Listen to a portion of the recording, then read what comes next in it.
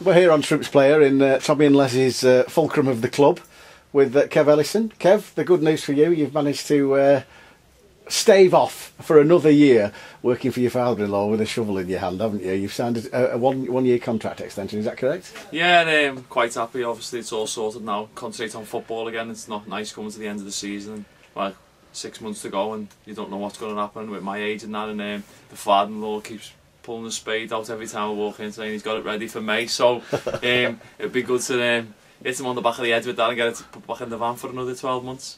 See, looking at you, obviously you do keep yourself fit, you know, there's not an ounce of weight on you, and you're what, 27 now? Yeah, just turned 26 here on, so I'm just in my prime at the minute, so yeah.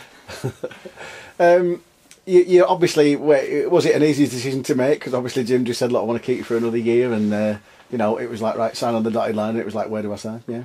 Yeah, defo. I think I'm not going to give myself out. I've seen players who obviously still play and well, try and play, and obviously they are kidding themselves. I think I personally think I've still got a lot to offer at this level. Do you know what I mean? So I think when the gaffer said he's interested in re-signing me for another 12 months, I thought, yeah, perfect. Obviously, I know I can still do things at this level, and hopefully I can bring a bit more to the team for the next 12 months.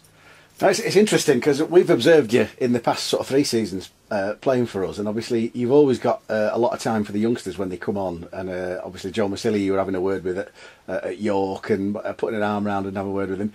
Do you see yourself sort of staying in the game and giving something back when you eventually do try and pick the spade up? Yeah, I'd like to. Honestly, I've done obviously a few coaching badges, and it would be nice. Obviously, that's my aim, to try and stay in the game, but it's not that easy nowadays. Obviously, cutbacks at all the clubs and the staff, and certain staff take certain staff with them, so it's not going to be that easy. But as I say, hopefully I can rather do that than get on the spade with the father-in-law. Like. Now, the last time we spoke, you told us a rather amusing story of when you scored the winning goal at Mansfield, and you had the facial injury there, and you told us that there was a bit of shenanigans going on the sidelines, and when Farney came on to see you. Talk us through that one again. Yeah, well, I'll go from the start. I obviously scored against Mansfield away, and as I took it off the lad's foot, he's kicked me in the face, and obviously I felt a few cracks and a bit of a noise here and there, and so head was in the soil, he heard the cheer, so obviously I knew he scored. The next thing is Farney, our super physio, runs on, tries to get something out of his bag and pulls the blood bag out. For you who don't know the blood bag's obviously a spare top, a spare shorts, socks, and other little bits of kit. But usually which like the kit man, Les or Tommy has like this. That's a blood top. Farney comes on Mansfield and pulls a pair of socks out for a fractured eye socket.